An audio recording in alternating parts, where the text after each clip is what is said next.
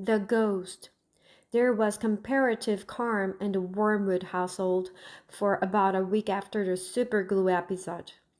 The experience had clearly chastened Mr. Wormwood, and he seemed temporarily to have lost his taste for boasting and bullying. Then suddenly he struck again. Perhaps he had had a bad day at the garage, and had not sold enough crummy second-hand cars. There are many things that make a man irritable when he arrives home from work in the evening, and a sensible wife will usually notice the storm signals and will leave him alone until he simmers down. When Mr. Wormwood arrived back from the garage that evening, his face was as dark as a thundercloud, and somebody was clearly for the high jump pretty soon. His wife recognized the signs immediately and made herself scarce. He then strode into the living room. Matilda happened to be curled up in an armchair in the corner, totally absorbed in a book. Mr. Wormwood switched on the television. The screen lit up. The program blared. Mr. Wormwood glared at Matilda. She didn't move. She had somehow trained herself by now to block her ears to the ghastly sound of the dreaded box. She kept right on reading, and for some reason this infuriated the father. Perhaps his anger was intensified because he saw her getting pleasure from something that was beyond his reach. "Don't you ever stop reading?" he snapped at her. "Oh, hello, Daddy," she said pleasantly. "Did you have a good day?" "What is this trash?" he said, snatching the book from her hands. "It isn't trash, Daddy. It's lovely. It's called The Red Pony. It's by John Steinbeck, an American writer. Why don't you try it? You'll love it." "Filth," Mr. Wormwood said. "If it's by an American, it's certain to be filth. That's all they write about." "No, Daddy, it's beautiful. Honestly, it is. It's about—" "I don't want to know what it's about," Mr. Wormwood barked. "I'm fed up with your reading anyway. Go and find yourself something useful to do." With frightening suddenness, he now began ripping the pages out of the book in handfuls and throwing them in the waste paper basket. Matilda froze in horror. The father kept going. There seemed little doubt that the man felt some kind of jealousy. How dare she? He seemed to be saying with each rip of a page. How dare she enjoy reading books when he couldn't? How dare she? "That's a library book," Matilda cried. "It doesn't belong to me. I have to return it to Mrs. Phelps." "Then you'll have to buy another one, won't you?" the father said, still tearing out pages.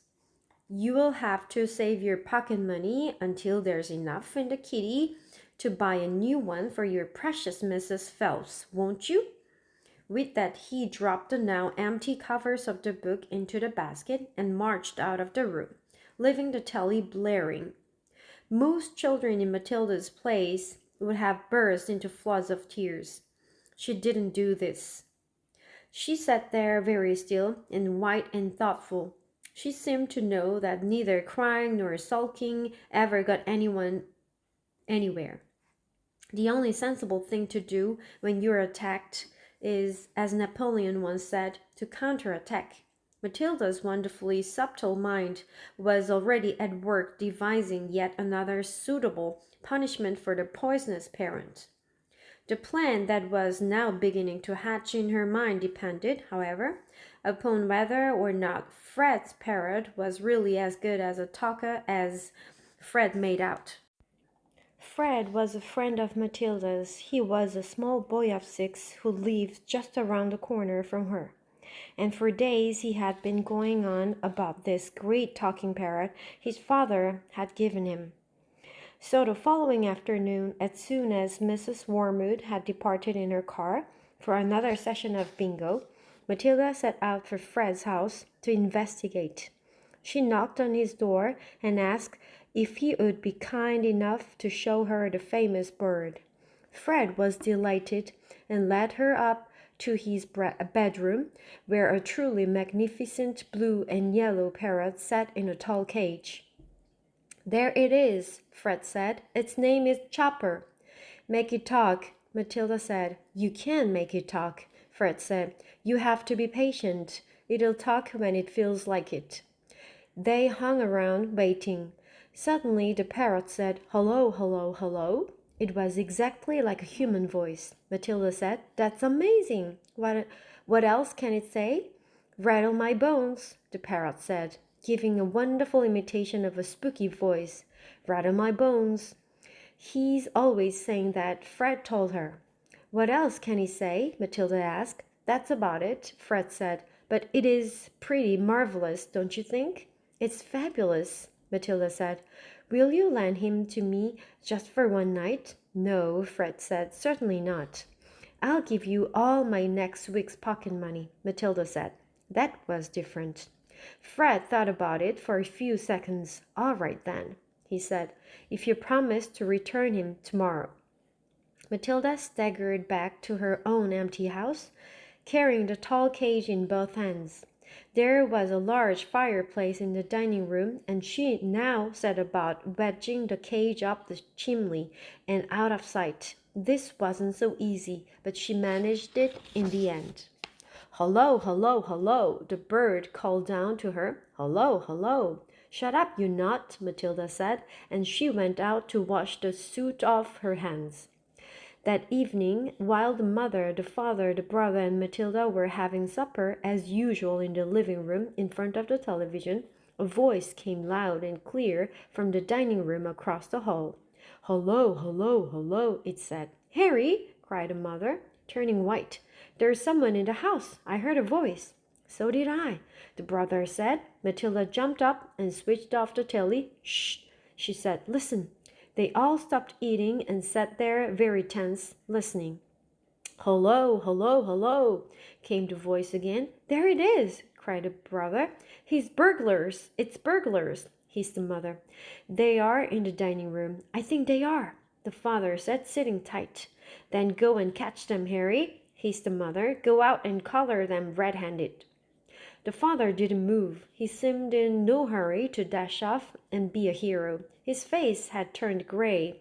"Get on with it," hissed the mother. "They are probably after the silver." The husband wiped his lips nervously with his napkin.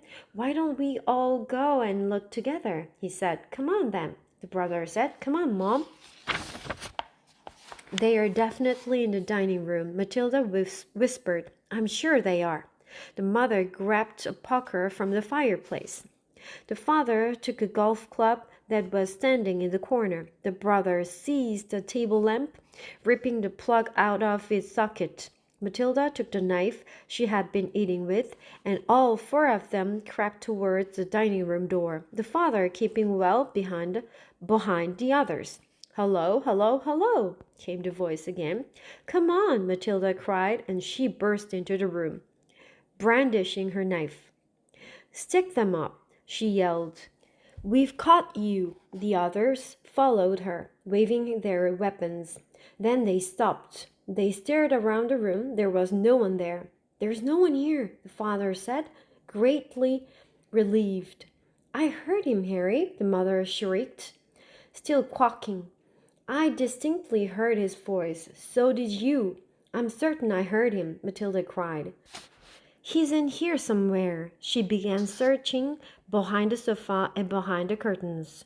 Then came the voice again, soft and spooky this time. "Rattle my bones," he said. "Rattle my bones." They all jumped, including Matilda, who was a pretty good actress. They stared round the room. There was still no one there. "It's a ghost," Matilda said.